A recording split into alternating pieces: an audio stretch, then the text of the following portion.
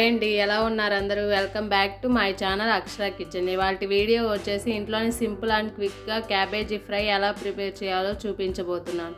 దీనికన్నా ముందుగా మొదటిగా మన ఛానల్ని ఎవరైనా చూస్తున్నట్లయితే ప్లీజ్ సబ్స్క్రైబ్ చేసుకోండి. ఇక వీడియోలోకి వెళ్దాం. ముందుగా క్యాబేజీని కట్ చేసుకొని కుక్కర్లో వేసుకోవాలి.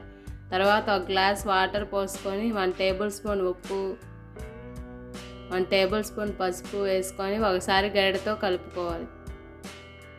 తర్వాత కుక్కర్ మూత క్లోజ్ చేసి పొయ్యి మీద పెట్టుకొని 2 విజిల్లు రానిచ్చి పక్కన పెట్టాలి. తర్వాత పొయ్యి మీద కళాయి పెట్టుకొని 2 టేబుల్ స్పూన్ల ఆయిల్ వేసుకోవాలి.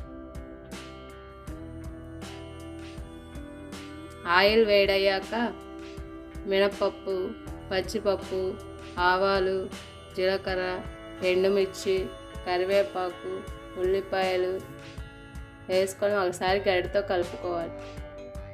తర్వాత ఇంగువ వేసుకొని గరిటెతో కలుపుకొని ఉల్లిపాయలని బ్రౌన్ కలర్ వచ్చేంత వరకు వేయించుకోవాలి. తర్వాత ముందుగా ఉడికించి పెట్టుకున్న క్యాబేజీని అందులో వేసుకొని ఒకసారి గరిటెతో కలుపుకొని 5 మినిట్స్ పాటు నూనెలో మగ్గనివ్వాలి. 5 మినిట్స్ తర్వాత మీ టేస్ట్కి తగినట్టుగా ఉప్పుని, కారాన్ని యాడ్ చేసుకొని ఒకసారి గరిటెతో కలుపుకొని మరో 5 మినిట్స్ పాటు కూరని ఉడకనివ్వాలి.